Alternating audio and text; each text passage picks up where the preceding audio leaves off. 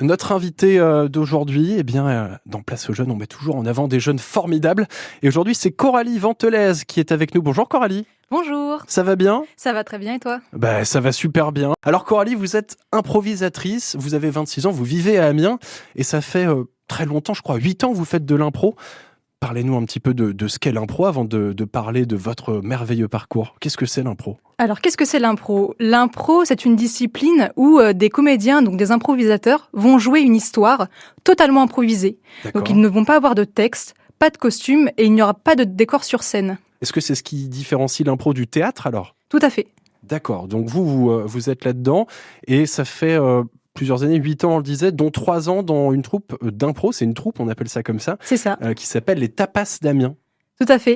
On s'appelle les tapas parce qu'on est avant tout une bande de copains. On s'est rencontrés plus ou moins dans un bar à tapas. On aimait bien boire Okay. la sangria, manger des tapas. Et Okay. on s'est dit pourquoi pas nous appeler les tapas finalement.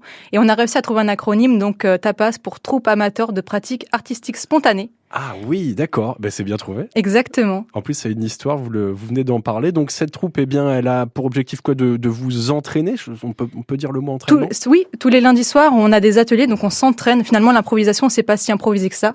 On peut pas en faire comme ça. On apprend à improviser. Ouais. On apprend à construire des histoires sur scène, à écouter, à faire confiance à son partenaire pour pouvoir faire de belles histoires.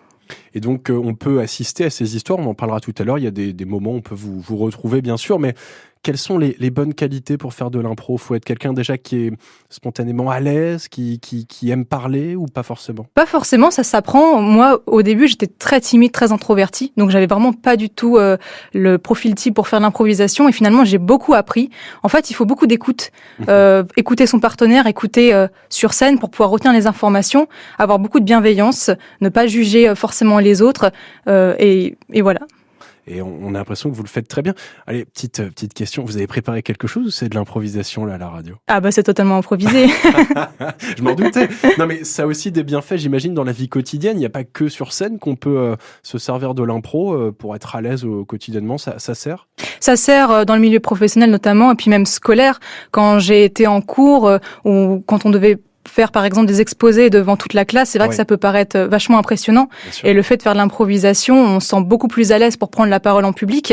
Professionnellement, face à des partenaires, face à des entreprises ou même lors des entretiens, en fait, on apprend à adopter une posture, à bien parler. Et on parlait de l'importance et les avantages que pouvait donner l'improvisation. Est-ce que vous avez des petits conseils à nous donner pour être à l'aise en public, bien s'exprimer, bien se vendre dans un entretien d'embauche, que sais-je ? Déjà, la respiration, c'est très important. Savoir bien respirer, se calmer pour pas être trop stressé. C'est dur, ça, la gestion du stress. Exactement.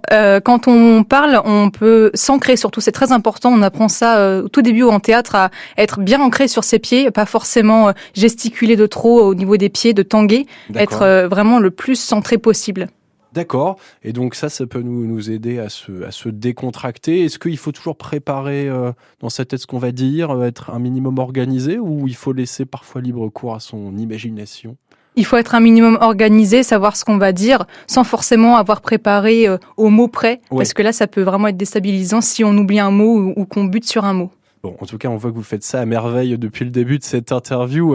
Coralie, alors, on parlait aussi que l'improvisation et surtout votre troupe, on pouvait la découvrir, voir un petit peu votre travail. Et c'est ce qui va se passer, je crois, dans quelques jours. Allez, on va dire peut-être dans quelques semaines, plutôt le 23 novembre à la Filature. C'est ça, exactement. C'est un nouveau bar qui vient d'ouvrir à Amiens.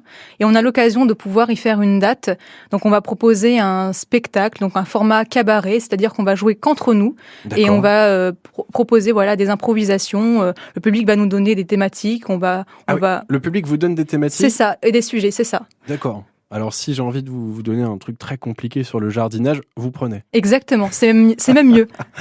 On adore quand c'est très compliqué, très farfelu, justement, c'est ce qui nous nourrit. D'accord, et j'imagine que ce genre d'événement avec l'interaction avec le public, c'est ce qui vous nourrit, vous le disiez, c'est ce qui vous plaît, et ça permet d'avoir une soirée un peu vivante, quoi. C'est ça, le public, c'est très important.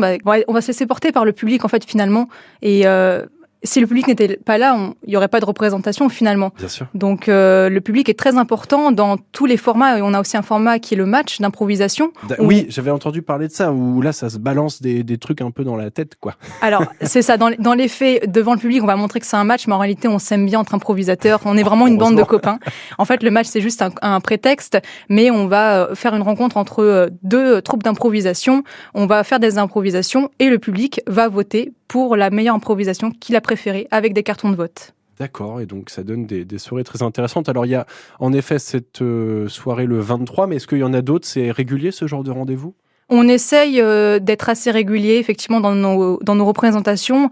On essaye de diffuser l'improvisation un maximum à Amiens et aux alentours. Donc, on a aussi un bar, le Déraisonnable, qui nous accueille aussi régulièrement. D'accord. On a aussi la Belle Banca à Camon. Donc, ça, c'est des rendez-vous assez réguliers qu'on peut retrouver sur nos réseaux sociaux. Mais on essaie de diffuser également un peu plus loin l'improvisation dans toute la Somme, parce que nous, ce qu'on aimerait, c'est de faire découvrir l'improvisation à un maximum d'habitants. En fait, c'est une discipline qui est très peu connue. C'est vrai. On connaît beaucoup plus le théâtre classique, et le théâtre classique peut être aussi un petit peu élitiste, oui. Alors que le théâtre d'impro est un peu plus accessible, on va dire. Donc ça permet de faire découvrir un maximum de personnes cette discipline. Justement, c'est quoi les profils, le profil type dans une troupe d'intro? Il y a de tout ou... Exactement, on a vraiment de tout âge, plein de profils divers. En fait, plus les profils sont variés, mieux ça va être. D'accord. Donc on le voit en effet. Et je voulais également parler un peu plus de vous, parce que quand même notre invité de Place aux Jeunes aujourd'hui, c'est vous. On parle de votre art, on peut le dire, depuis le début de cette interview. Mais vous, on l'a dit, vous avez 26 ans, vous habitez à Amiens. Le reste du temps, je pense que vous vous réunissez quelques fois dans la semaine pour répéter avec la troupe. Mais le reste du temps, qu'est-ce que vous faites, Coralie? Eh bien, je travaille à l'ADEME, donc qui est l'agence de la transition écologique. Donc moi, j'accompagne les collectivités dans leur transition écologique. Donc plus concrètement, je finance des projets dans la thématique des biodéchets. D'accord, et donc du coup, parfois vous faites des petits liens quand même avec l'improvisation, peut-être face à une collectivité qui a moins envie de faire des petites actions, et du coup, vous les convainquez comme ça, je sais pas si c'est français ce mot, vous arrivez à les convaincre, voilà. On peut inventer des mots, on peut exactement, en impro, tout existe, on peut inventer des mots. Ah, c'est autorisé. Exactement, c'est autorisé. Vous réussissez à les convaincre, voilà, avec vos talents d'improvisation parfois? Oui, bah ça sert forcément, on est beaucoup plus à l'aise. C'est vrai que mes collègues m'ont déjà dit que j'avais une certaine confiance, je dégageais quelque chose malgré mon jeune âge, et je pense que c'est aussi l'improvisation qui fait que je parais peut-être confiante, même si je le suis pas forcément. Mais oui, l'improvisation, ça apporte beaucoup de choses. Bon, on voit en tout cas une très belle discipline, Coralie, que vous pratiquez, l'improvisation, avec un rendez-vous à noter à nouveau, donc le 23 novembre à la Filature, c'est à Amiens. Et puis aussi, pour suivre toutes les autres dates, vous nous parliez de réseaux sociaux. C'est quoi ces réseaux sociaux? On est principalement sur Facebook et Instagram pour diffuser justement nos spectacles, pour le public, pour qu'il puisse nous suivre. Ouais. Et donc voilà. Donc les Tapas d'Amiens, tout simplement, pour vous retrouver. Alors sur Facebook, c'est les Tapas d'Amiens, et sur Instagram, c'est Tapins Impro de mémoire. Écoutez, super, on note ce rendez-vous. Un grand merci, Coralie. Merci à vous. Et à très bientôt.